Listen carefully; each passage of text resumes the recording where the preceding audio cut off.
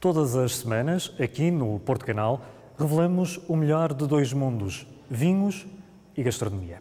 Esta semana temos por convidado um dos nomes maiores da gastronomia portuguesa, mas há muito mais a descobrir.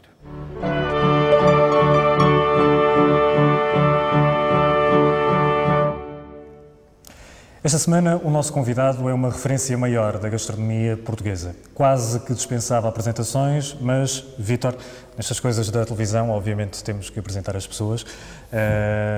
Custa um pouco, a determinada altura, ser-se designado quase como uma espécie de pai dos chefes de cozinha que vão aparecendo a pouco e pouco. Não, eu julgo que pai não posso ser, porque pai são dos meus filhos. Efetivamente, há um contributo, penso eu, da minha parte, e eu tenho que, de alguma forma, dividir esse contributo que eu faço à Heroldi, que nós fomos os primeiros de uma nova geração a começar uma caminhada que depois outros vieram a seguir, e bastantes, não é? E isso, sim, eu julgo que esse mérito, tanto eu como ele, temo. Apesar de todos nós estamos habituados a ver o Vítor em livros, na televisão, numa série de apresentações de cozinha ao vivo, por exemplo, se calhar muitos de nós não conhecemos bem o outro lado do Vítor, o Vítor do dia-a-dia. Como é que se foi apaixonando por estas coisas da gastronomia, por exemplo? É simples, eu sempre, de alguma maneira, tive facilidades no que diz respeito às coisas da cozinha. Em criança, a minha mãe, ao contrário das outras mães na altura, incentivou-me. E eu comecei a perceber que tinha algum jeito, alguma vontade e algum à vontade na cozinha. Depois, nos 10, 12 anos, decidi internamente que queria ser cozinheiro. Eu venho de uma família de classe média que, na altura, eram as famílias que tinham possibilidade, de alguma maneira, de colocar, porque isto é após 25 de Abril, colocar os filhos a estudar. E não na minha família, e quando eu digo a minha família, o meu pai e a minha mãe, mas todas as pessoas que no fundo o rodeavam, os vizinhos, os familiares mais próximos, quando ouviam dizer que eu queria ser cozinheiro, torciam o nariz. Torciam, porque na altura o que era importante era ser doutor.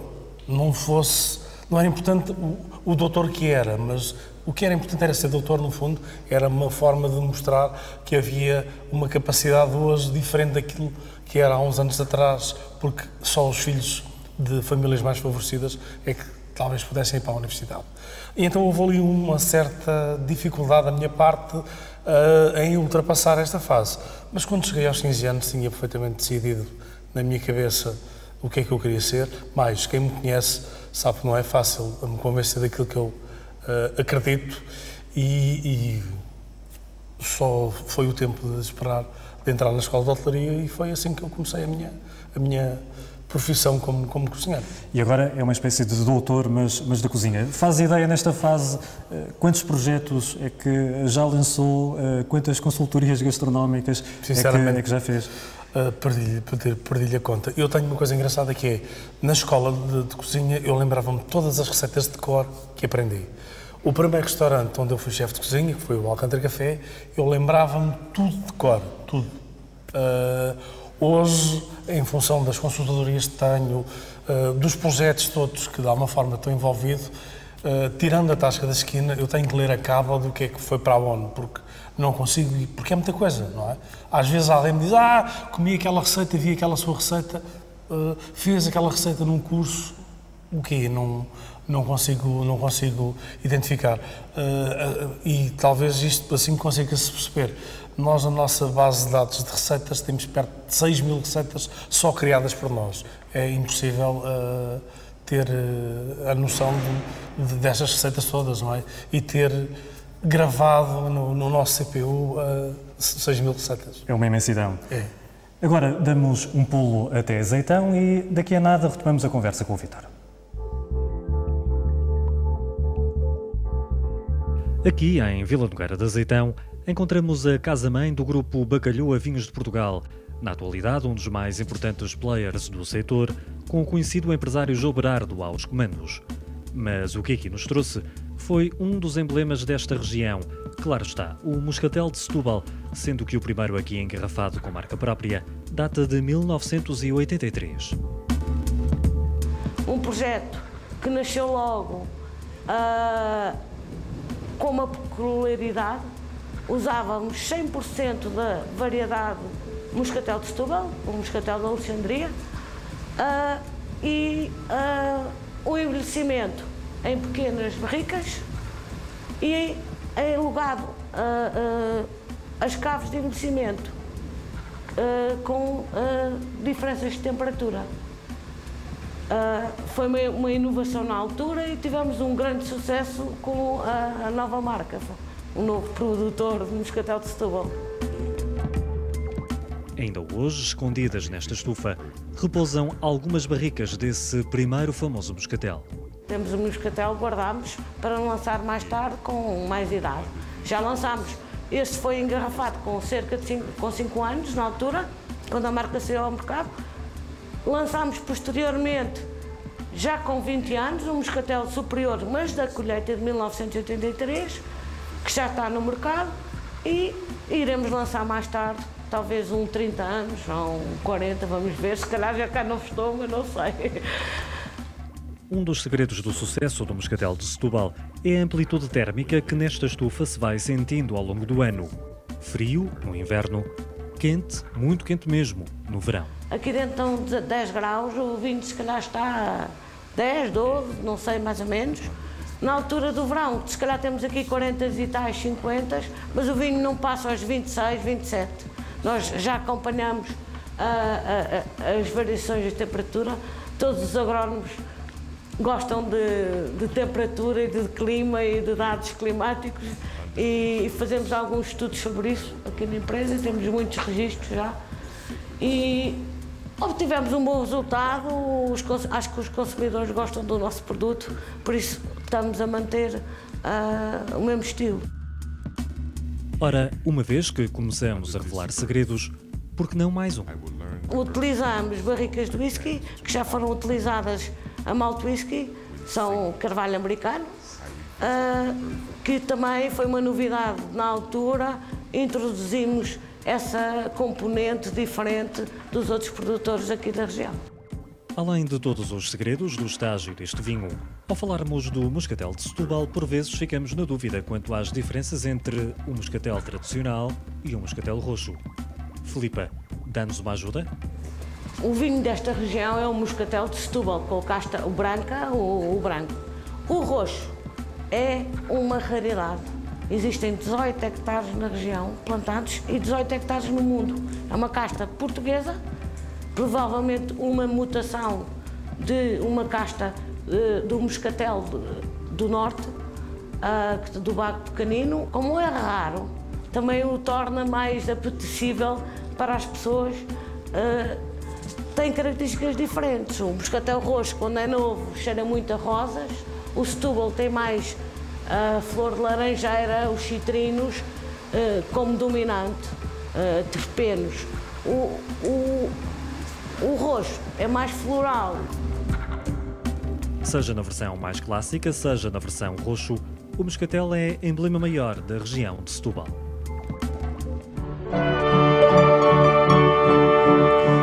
Vítor, há pouco referíamos qualquer coisa como 6.000 receitas criadas por si. Calculo que boa parte dessas receitas estejam relacionadas com duas paixões suas, uma o bacalhau e outra as massas e as pastas. Vamos começar por esta primeira, se me permite, o bacalhau. Sim, há uma coisa que eu tenho que dizer que é assim, essas 1.000 receitas não são criadas por mim, são criadas por uma equipa, porque hoje o Vítor Sobral, como há uns anos atrás, é uma equipa, não é? E também é uma marca.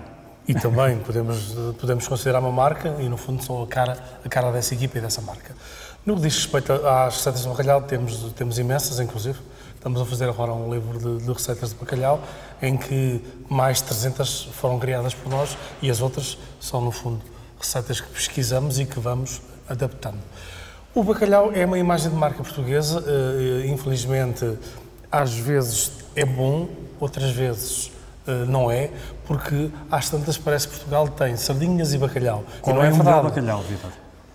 O melhor bacalhau é, sem dúvida, o bacalhau da Noruega, não é? Porque a forma como ele é pescado, a forma como ele é tratado, o melhor que chega aqui é, sem dúvida, o bacalhau da Noruega. Mas visto estarmos a falar para a televisão, vamos contar aqui em 2 segundos a história do bacalhau. Nós não nos podemos esquecer que o bacalhau é pescado, é salgado, é transportado. O ideal é que esse transporte ou que essa salga dure 2 meses. Depois é seco e é demolhado. Quando é demolhado, ele tem partes grossas e partes finas. Não pode ser cozido ao mesmo tempo, as partes grossas e as partes finas. E nunca nos podemos esquecer que, ao ser demolhado, essa água que ele ganha é uma mais-valia para o bacalhau. Se o cozinhamos muito, essa água perde-se. Portanto, o português, em média, cozinha demasiado o bacalhau, como todos os outros ingredientes. Ferve-os demais. Bacalhau, se o quisermos cozer, é água a ferver, deitamos para lá o bacalhau, quando levantou a fervura, o bacalhau está cozido. Não precisa mais. A sua outra paixão, as pastas e as massas, aliás, são um tema do seu mais recente livro que podemos encontrar nas livrarias. Eu diria que na cozinha tenho muitas paixões, o pão, as massas, o arroz. Relativamente às massas, o que é que acontece? Nós, portugueses, temos a nossa forma de comer massa, não é? É muito própria. E a razão desse livro teve a ver com isso, teve a ver com um desafio que uma marca de massas me fez e, de alguma maneira, eu tentar mostrar como é que os portugueses comem massa. Porque os portugueses normalmente comem massa ensopada, massa fervida e alguma delas salteada. Não comem massa com natas, com manteiga, comem muito poucas massas com queijo, embora se possam adaptar essas formas de comer massa ao paladar, à matriz do paladar português. E, no fundo, esse livro foi aquilo que eu fiz. A maior parte das pessoas não sabe, mas Portugal é o país da Europa que mais arroz come. A nossa forma de comer arroz, uma vez mais, é diferente da dos outros povos da Europa e do mundo inteiro de comer arroz. A nossa riqueza gastronómica, não só regional, como a tradicional, é fantástica. E depois, havendo, de alguma forma, uma tendência agora de uma nova geração de cozinheiros que têm uma cozinha criativa e criam a dita cozinha contemporânea, nós, sem dúvida, que somos, na minha opinião, não é, uma referência gastronómica. E o que nos faz ser uma referência gastronómica com mais peso é a qualidade dos nossos produtos. Aliás, o Vítor é conhecido por defender precisamente esses produtos. Daqui a pouco vamos continuar esta nossa conversa. Para já, voltamos a azeitar. Estamos de volta à Quinta da Bacalhoa e vamos direitinhos para o espaço de enoturismo, onde os visitantes podem provar e adquirir a gama de vinhos do grupo. Mas, Filipa, a nossa missão são os moscatéis, por isso vamos tentar distinguir as diferenças entre o moscatel tradicional e o moscatel roxo. E começamos pela prova do Moscatel de Setúbal 1999. É muito engraçado que um vinho com 10 anos, que teve um fabrico um pouco oxidativo, ainda mantém toda a fruta e nós conseguimos encontrar neste vinho aromas muito frutados, combinados depois com uma complexidade provocada pelo envelhecimento em barrica, e essa complexidade conseguimos encontrar frutos secos, chá, a tal bergamota do chá, também do Earl Grey Tea, que é um sabor limonado no fundo. Na boca nós vamos confirmar todos estes aromas, e estes vinhos são vinhos espetaculares para se aprender a provar, porque é muito fácil de identificar todos estes aromas e sabores. E são fáceis para os portugueses, porque são familiares à nossa vida. São frutos que nós conhecemos, a laranja, o limão, a flor de laranjeira, são coisas muito familiares aos portugueses. Existem em Portugal. E agora provamos o Moscatel Roxo, também de 1999. Este vinho, após a vinificação, que é semelhante à do Moscatel de Setúbal, vai estagiar também em barricas e vai sofrer um envelhecimento, originando aromas e sabores um pouco diferentes do Setúbal normal. Aqui notamos mais, quando mais novos, mais florais, quanto mais velhos vão se transformando e vamos encontrando então já o chá, o tabaco, como é que dizer, as amêndoas. Depois também, na boca, normalmente são mais frescos, por serem vinimados muito cedo. É a variedade que se apanha mais cedo aqui na região. Começamos ainda em agosto. Vamos apanhá-los ainda com uma acidez natural muito fresca. Normalmente são um pouco mais secos, mais envolventes e mais robustos. Digamos que talvez mais masculinos. Em jeito de curiosidade, tome nota deste dado. Em Setúbal e em todo o mundo, existem apenas 18 hectares plantados da casta Moscatel Roxo. Ora, não é que a Bacalhoa tem 6 desses hectares? Mas na Quinta da Bacalhoa há muito mais a descobrir, além dos famosos moscatéis de Setúbal.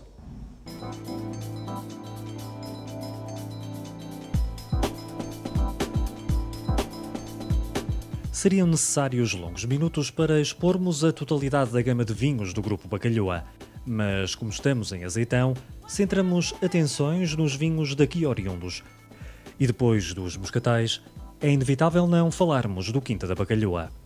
Eu acho que o Bacalhoa é um vinho identificável, com certeza, como sendo um vinho essencialmente Cabernet Sauvignon, isto é, 90% Cabernet, 10% Merlot, mas a sua localização, digamos, numa localização virada a norte, a proteção da Serra da Rábida, uma certa, digamos, isto é um vinho do sul da Europa, mas de um sul da Europa numa localização que é fresca. Muitas vezes parece com os vinhos do norte, ou da Europa, França, de Bordeaux, no fundo a origem da casta, às vezes parece mais um vinho do sul da Europa, um vinho de uma região mais quente.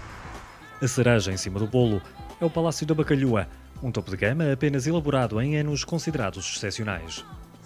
Acabámos por decidir, na primeira colheita em 2000, fazer um vinho, digamos, uma reserva do Quinta da Bacalhoa, que chama-se Palácio da Bacalhoa, que é diferente porque introduzimos uma outra casta, além do Cabernet Sauvignon e o Merlot, o Petit Verdot. E isso também faz um bocadinho a diferença do Palácio, mas o Palácio, por isso, é um vinho um bocadinho mais concentrado, é um vinho especial. No entanto, é um vinho que mantém a elegância dos vinhos da Quinta da Bacalhoa, desta propriedade, pelas tais características naturais, edafoclimáticas, continua a ser um vinho elegante, mas é um vinho mais concentrado. O Quinta da Bacalhoa, muitas vezes, eu acho que são vinhos para ocasiões diferentes, e eu muitas vezes prefiro beber o Quinta da Bacalhoa, tem a ver um bocadinho com a combinação até gastronómica, tem a ver com o momento. Quem goste de ter uma experiência sensorial mais intensa, eu diria de experimentarem o Palácio.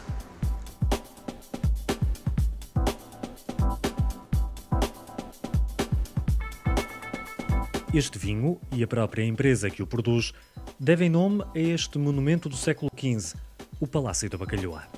Sofreu e tem sofrido restauros muito cuidadosos